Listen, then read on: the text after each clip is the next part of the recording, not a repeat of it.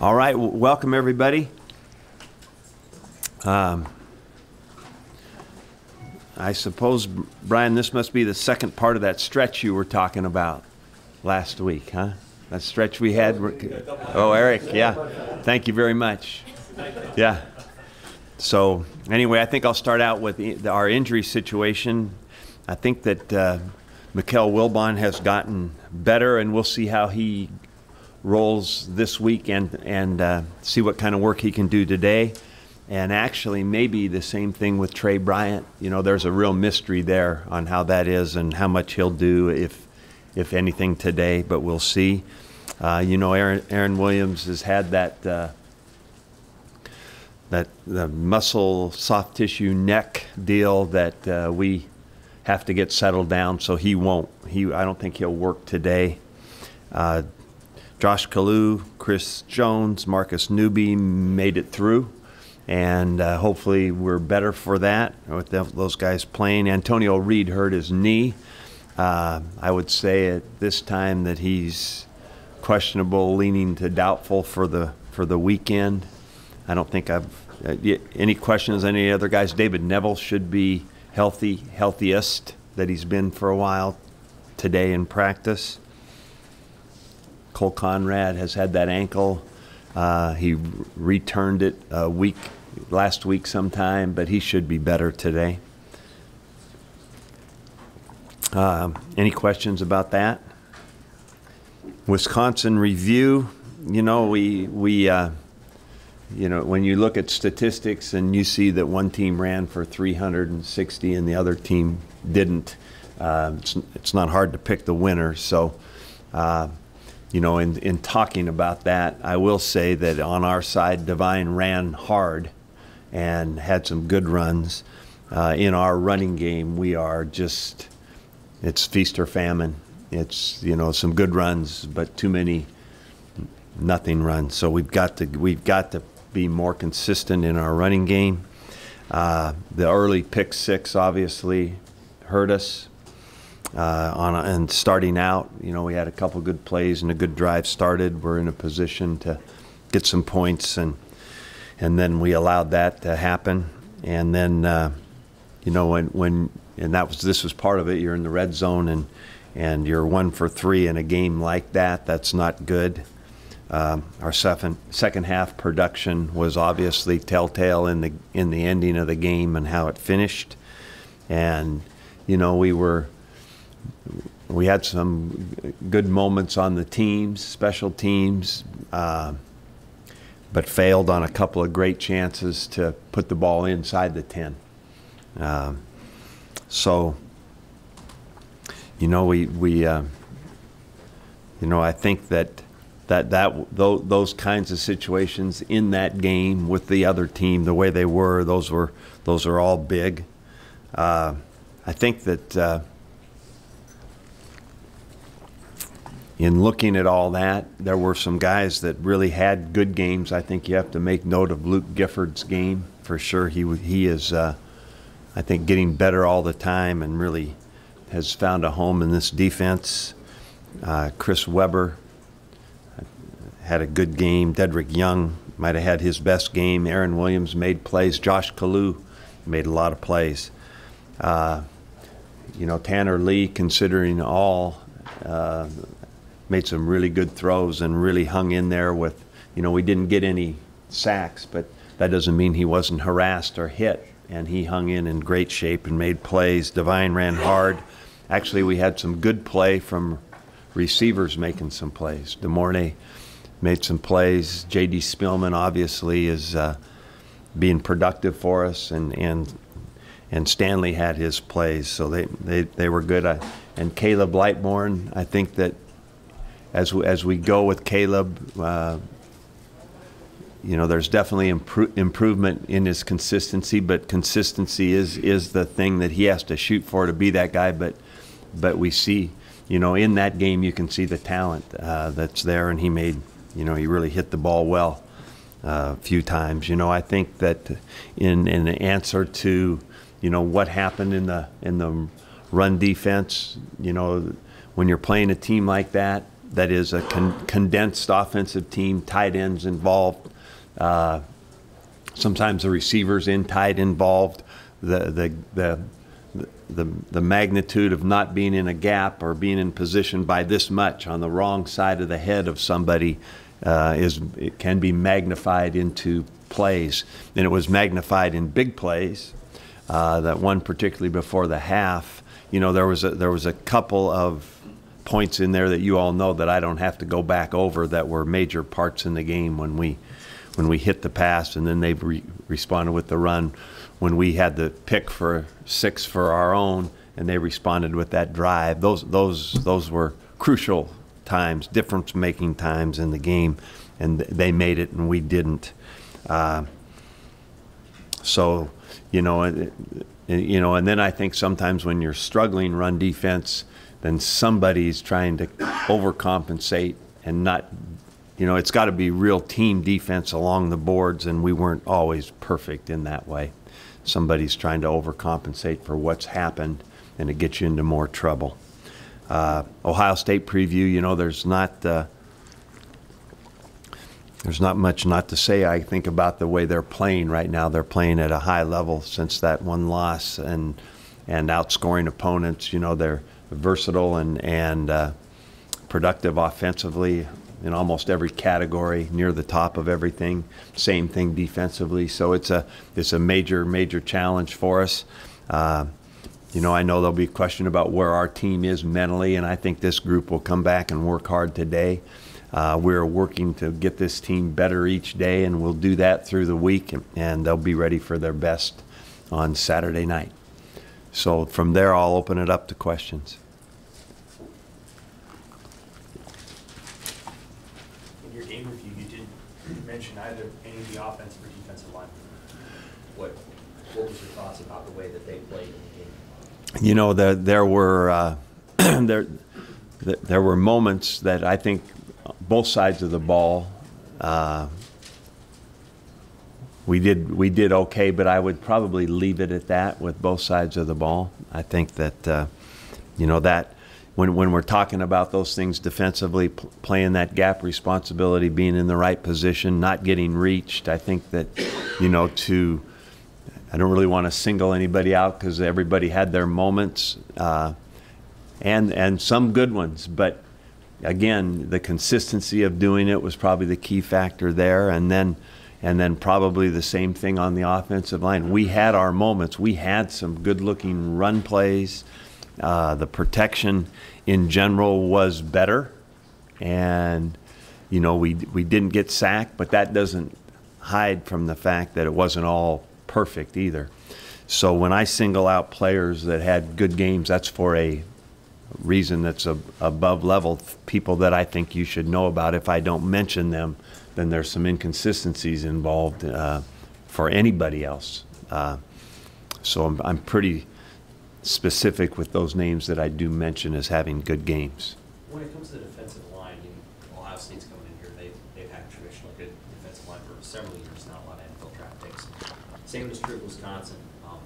How far are you guys in terms of your development of getting the kind of Big Ten, stout, NFL caliber players, defensive line that you want for the future?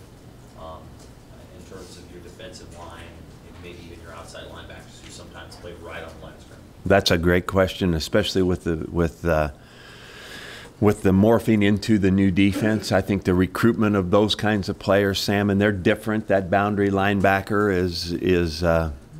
is probably that guy that might be considered that hybrid type guy that plays some pass, more in the mix.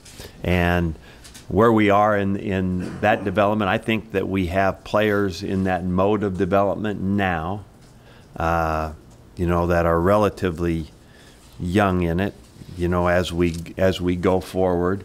And probably I'd say the same thing as we develop through the whole group in the offensive line. You know, there are some of those guys that might be considered as they're older right now and as they get to their finishing point. But you hit the nail on the head as far as where we have to go now. You know, we as we look at the future and recruit, you know, it has to be a balanced class between skill players that we get, big skill players that we get, and maybe you're talking about those outside linebacker types, and then as we have seen and saw, you know, you've got to get the linemen. I think that you know, the development of that Wisconsin line is through the years.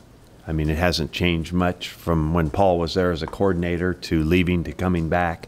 It's that same growth, and it hasn't changed much. So that is a big emphasis for us in the future recruitment of the guys that we need to go to that next level. Mike, you mentioned the confidence and mental state and what have you. You know, the old adage of not having one loss and make it 2 losses. You know, right. Is that up to the coaches and the players, or how do you get this team not to? Andy, I think that it's everybody. I think the coach's energy and preparation and getting ready for the next game is many times when you have, like I believe we have a good solid group of kids, they'll feed off of that. And I think that I would be surprised anyway, in a sense, that this team hasn't changed much from the beginning of how they've come to work every day. So, you know, it's definitely something you have to keep an eye on at this stage of the year. What is a disappointing loss and another great opponent following right away. I think that there has to be real energy and excitement to the learning of an opportunity here in order to succeed. So, and I know the staff will be like that, and I really trust that the players will be too. With Tre Bryant, have there been any discussions, or is there a cutoff where he could be considered for a medical redshirt? Absolutely. We're going to be really careful with every decision made about Tre Bryant. You know, first of all, you know, we want him to feel good and healthy if he does indeed play again. And then that next part of your question about redshirting would be a discussion with our staff, and then obviously with him and his family. And then with Chris Jones, I know he got out there a little bit Saturday. What do you kind of foresee for him? Do you want to just keep building up his snap count gradually, or? Well, Chris Jones gives us exactly what we anticipated in the spring. You know, and I don't think, again, he's ready for just that full-time, all-the-time status, but the ability to rotate and play 4 corners instead of 3, to let guys concentrate on boundary corner, field corner, and focus on that is a real bonus for us right now. Again, we feel like there's 4 guys there that can functionally rotate in the game like that. That's a good thing. Do you guys even use or take a look at last year's tape for the Ohio State game? There wasn't a lot there that's going to be real exciting that we say, well, this was a good thing. But we look at it. You know, we look at it because they'll look at it, and we review it, and basically see now we're different a little bit offensively and defensively, so it's that part of it may not be as helpful as it once would have been. With Luke Gifford and Marcus Newby rotating, part of the idea, is that mostly just position based and where you have Luke now, or did you were you thinking about taking a little bit of workload off of them? You know, I think that our initial plan going into the season with Luke and Marcus was they play the same position. They're both doing well, and if we could help them physically by rotating them through the year, that was the initial plan. Same position, good players. Let's keep them fresh and playing throughout the game. They both had injury issues in the past. We thought this might help in that regard too. Mike, what's this running back for Ohio State look like compared to maybe that Wisconsin running back number 23? When they're good, they're good. You know, you're kind of apples and oranges. You know, and coupled with some of the stuff they obviously do with their quarterback, it makes it one more step, you know, that you have to defend. But he's a real good player. How have you seen Ohio State kind of wake up since that Oklahoma loss? It seems like the last few weeks they've really poured it on. Yeah, they really have. There's no doubt about it. I think that they've been hitting on all cylinders for sure. Defensively playing fast, and they're talented, and they play fast, and they're well coached, and same thing offensively. What about JT Barrett? I mean, what's jumped out to you? This will be your second time facing off against him. Guy's had a lot of experience playing football, you know, and I think that it shows more and more all the time. I think that the comfort level he has is high. Like the atmosphere Saturday night was pretty electric. What message do you have for the fans this Saturday night at Memorial Stadium? You know, I think that you know that kind of atmosphere, that kind of crowd, that kind of excitement is the identity of Nebraska, and the whole country sees it, and I know they'll bring it again. Back to the defensive lineman for a second. How long do you think it takes when you get a group of young guys like the Davis twins? Yeah. DeAndre and Jamie and those guys. How long do you think it takes to kind of incubate it, get it? All right, this is where we want. You know, I think that that it's probably a real good question, Sam. How long does it take a group? Individually, it's different, right? Like, so I think what the Davis twins are doing today will be great for them tomorrow. And tomorrow, I'm talking about the future. You know, I think that they both have ability. They're both really getting their feet wet a lot more than ever, getting to play and playing really, really serious minutes and play numbers in games. I think that'll do nothing but help them. And I think their future physical development, they're going to be that much different next year. A guy like DeAndre Thomas gave us a great curveball to play now. Would he be better off in the weight room as a redshirt? Maybe, but he's a factor how he is. And then a guy like Damian Daniels could be playing physically right now, but this year will do him good. And the impact that he would have right now at that particular position wouldn't be as big as it will be next year. So the group in total, I think, you know, as you go, that should grow year to year in a good way with those young players we just mentioned like that. And then how we have to complement it is that group that's developing right on the perimeter of them, that outside linebacker group. You talked about the good that carries over the course of a game or over the course of weeks does for a running back. Do you see Devine running differently now than a couple of weeks ago? Oh, you know, I think he came on with a bang, right? I think he came on when he played physical, and you know, I think that has continued. And I think that running backs kind of feed off the experience of playing. So I anticipate him continuing to do well. Like in these moments when you're coming off a tough loss, another good opponent obviously coming in this weekend, what do you guys fall back on as a team to say, we're going to get back up and be competitive? Well, you know, I think that it starts with a makeup of the character of the team from the very beginning on how you respond to different things, because you know, there's always some stuff usually in seasons that are going to be good and some things that are not going to be so good. So, you know, I think that it's not something that is just invented overnight, but something built up through time. And that's why I think this team will respond. And the whole focus has always been about finding those things you can get better at during the week. And then obviously the coaching staff putting together that specific game plan that fits that next opponent that these kids can latch onto and then execute during the week.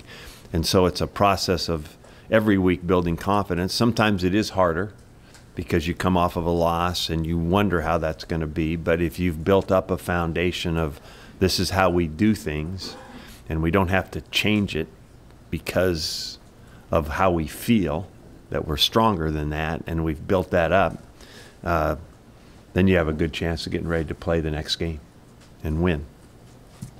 Coach, you said Ohio State is kind of the standard a couple times over the last maybe year and a half. Whenever you play Ohio State, do you measure your team's success to the standard? Well, I think that